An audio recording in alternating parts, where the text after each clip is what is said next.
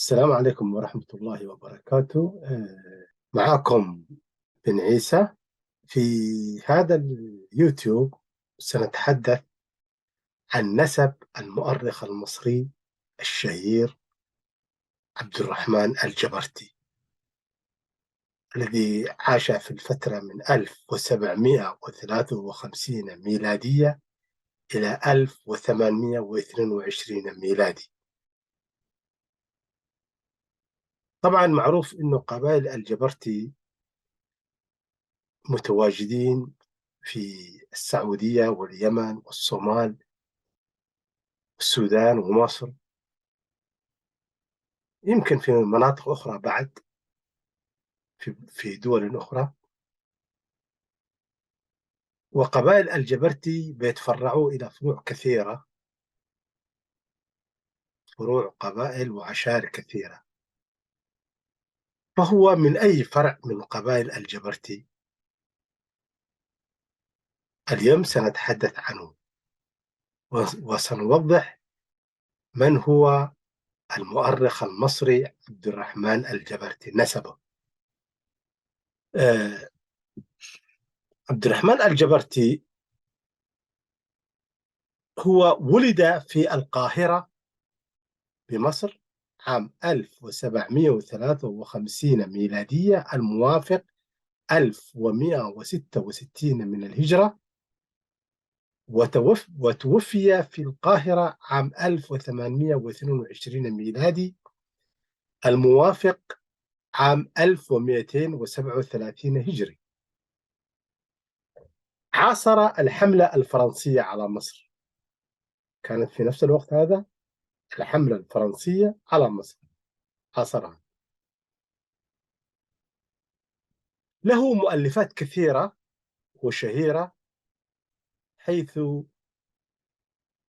سجل أحداث الذي حصلت في مصر في تلك الفترة، الوقائع اليومية والأحداث التي عاصرها. ومن مؤلفاته كتاب تاريخ الجبرتي، المسمى عجائب الآثار في التراجم والأخبار، وهو من 14 جزء أو 14 مجلد. تاريخ الجبرتي المسمى عجائب الآثار في التراجم والأخبار. وكذلك كتاب مظهر التقديس بزوال دولة الفرنسيس. عبد الرحمن الجبرتي الشهير، فما هو نسبه؟ ومن أي عائلة هو؟ من العائلات الجبرتية. هو عبد الرحمن بن حسن برهان الدين، عبد الرحمن بن حسن برهان الدين بن علي بن محمد بن عبد الرحمن بن علي بن عبد الله بن أحمد بن محمد بن عبد الله بن أحمد بن إسماعيل بن إبراهيم بن عبد الصمد بن أحمد بن عبد الله بن أحمد بن إسماعيل بن إبراهيم بن إسماعيل بن علي بن عبد الله بن محمد بن حامد بن عبد الله بن إبراهيم الجبرتي بن علي زين العابدين بن أحمد بن عبد الله الجمحية بن مسلم بن عبد الله بن محمد بن عقيل بن أبي طالب.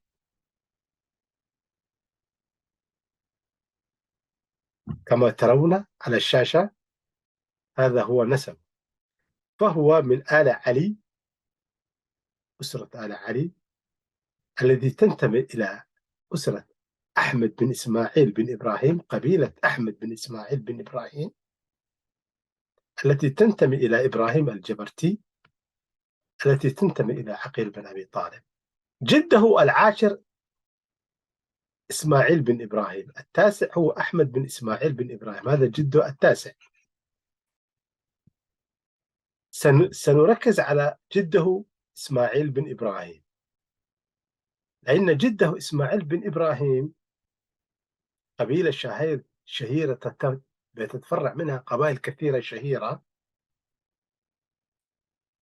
جده العاشر الشيخ إسماعيل بن إبراهيم بن عبد الصمد الجبرتي العقيلي، المتوفي تقريبا 778 من الهجرة، الموافق 1376 ميلادي.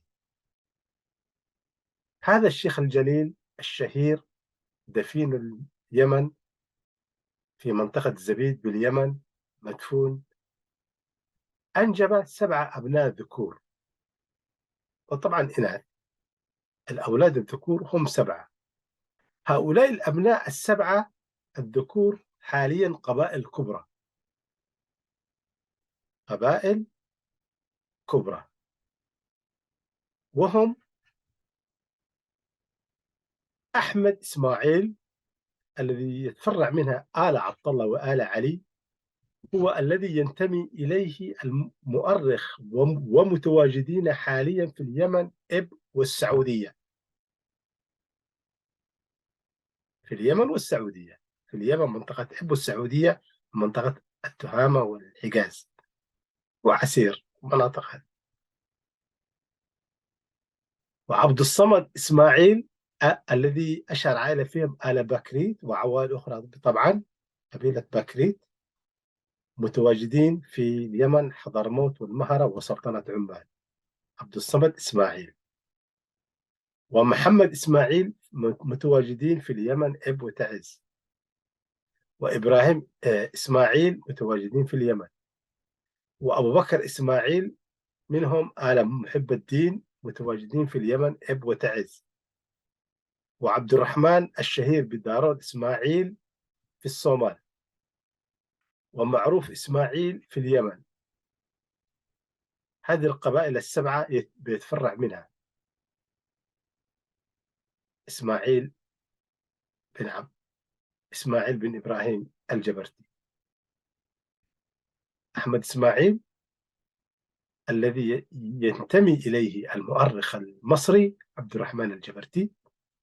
وعبد الصمد إسماعيل منهم آل بكريت ومحمد إسماعيل وإبراهيم إسماعيل وأبو بكر إسماعيل منهم آل محب الدين وعبد الرحمن المعروفين باسم دارود إسماعيل في الصومال، ومعروف إسماعيل في اليمن.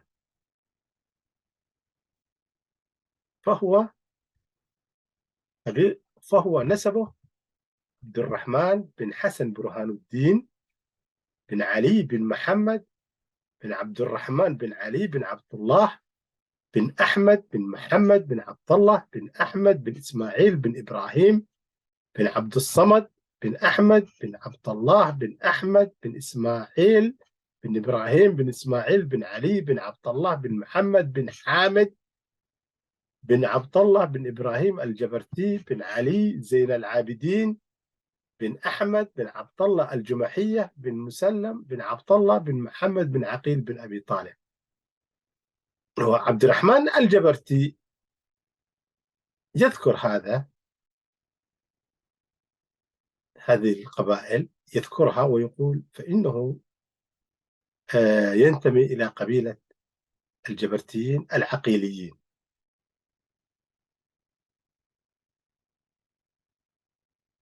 اللهم اغفر له وارحمه واغفر لوالدينا ولوالد والدينا ووالد والدينا يا الله يا كريم، واجمعنا بهم في جناتك جنات النعيم. لا تنسون الضغط على اللايك، السبسكرايب، الاشتراك وشير والجرس ليصلكم كل جديد من ابن عيسى.